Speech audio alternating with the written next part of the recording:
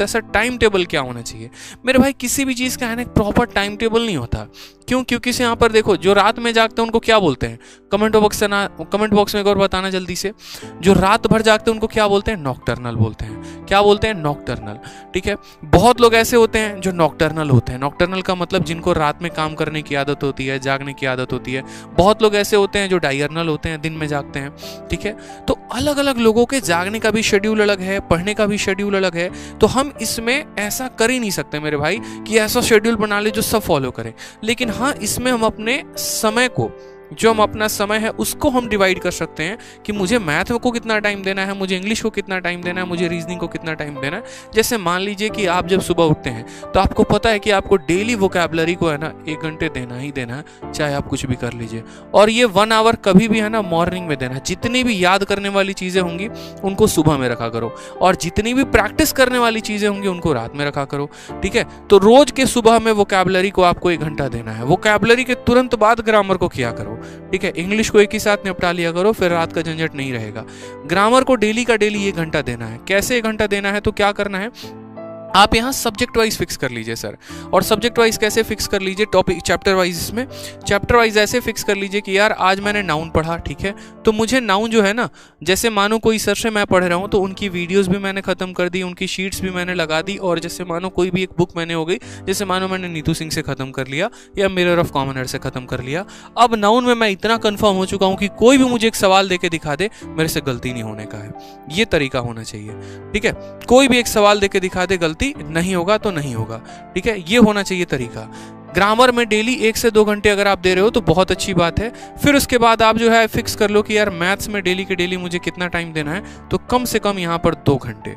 2 घंटे क्यों यहाँ पर? जिसमें आप 1 घंटे अरिथमेटिक को दे सकते हो, 1 घंटे एडवांस को दे सकते हो अगर आप अलग अलग पढ़ रहे हो तो। और अगर आप अलग अलग नहीं पढ़ रहे तो आप सीधा 2 घंटे किसको दे दो? सीधा का सीधा एक ही टॉपिक। जैसे पहले अरिथमेटिक से शुरू कर रहे हो तो अरिथमेटिक से ही कर दो कि आज हम परसेंटेज पढ़ रहे हैं। फिर परसेंटेज पढ़ने का तरीका क्या होगा? तो जैसे मानो कोई भी आपने एक चैप्टर पढ़ा, तो वो चैप्टर की वीडियो आपने देखी, फिर उसकी आपने शीट लगाई, और उसी चैप्टर की जैसे मैंने जो कहा ना 2400 ई बुक, इसको लगा लेना। क्यों? क्योंकि इसमें सारे लेटेस्ट क्वेश्चन है, फर्जी सवाल एक भी नहीं है।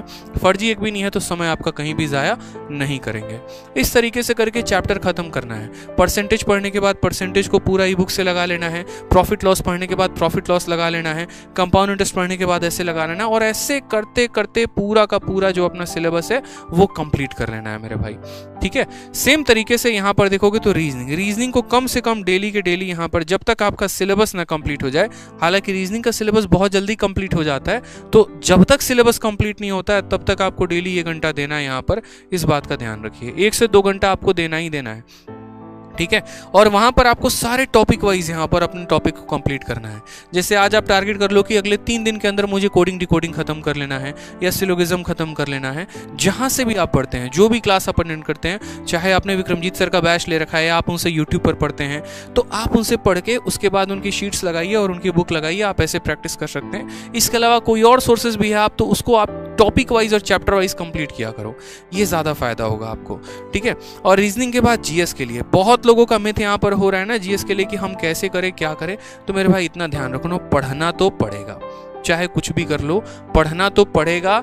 ठीक है, आपको पूरा पढ़ना पड़ेगा, आपको पूरा पॉलिटी पढ़ना पड़ेगा, आपको पूरा ज्योग्राफी पढ़ना पड़ेगा, पूरा आपको हिस्ट्री पढ़ना पड़ेगा। आपको जो करना है कर लीजिए जनाब, लेकिन पढ़ना तो पड़ेगा। ठीक है, आपको अगर यही नहीं पता है कि अगर राष्ट्रपति के गैर हाजिरी में कौन सभा को बुला सकता है या राष्ट्रपति के पद को कौन संभाल सकता है, क्या फायदा आपका, ये बताओ। ठीक है, तो ये छोटी छोटी चीजें हैं। आपको जीएस करना है तो आपको कंप्लीट करना है। आप एक बार प्रॉपर तरीके से उसकी मदद ले सकते हैं। मैंने सीजीएल की जो मेरी स्ट्रेटजी की वीडियो है उसमें मैंने प्रॉपर बता रखा है कि जीएस में कौन से सब्जेक्ट को आप कहां से पढ़ सकते हैं, और वो सारे वीडियोस फ्री हैं। ठीक है, हमारे चैनल पर भी यहाँ पर जो है पूरे के पूरे आपको जीएस कराया जा रहा है, तो आप यहाँ से भी पढ़ सकते हैं। और इसके अलावा आप सैटरडे और संडे यानी 5 दिन सिर्फ और सिर्फ पढ़ाई करिए और 2 दिन आप रिविजन करिए। सैटरडे और संडे को पूरा प्रॉपर तरीके से रिविजन करिए। संडे को आप एक मॉक टेस्ट भी दीजिए। चाहे मैटर नहीं करता जनाब कि आपको संडे के मॉक टेस्ट में कितने आ रहे हैं, बट संडे को आप मॉक टेस्ट दीजिए ही दीजिए। आपके चाहे 100 नंबर आ रहे हो या आपके 60 नंबर आ रहे हो, कोई फर्क नहीं पड़ता। शुरुआत वहीं से होती है और धीरे धीरे जो ये आपका ग्राफ है ना, ये थोड़ा धीरे धीरे करके ऊपर जाएगा और तब आप एक अच्छा नंबर स्कोर कर पाएंगे। तो जहां से आ रहा है, जितने नंबर से आ रहा है, आप वहीं से मॉक टेस्ट देना शुरू करो। रिवीजन आपकी कंटिन्यू रहेगी और धीरे धीरे नेक्स्ट पेपर तक के लिए तैयार हो जाओगे।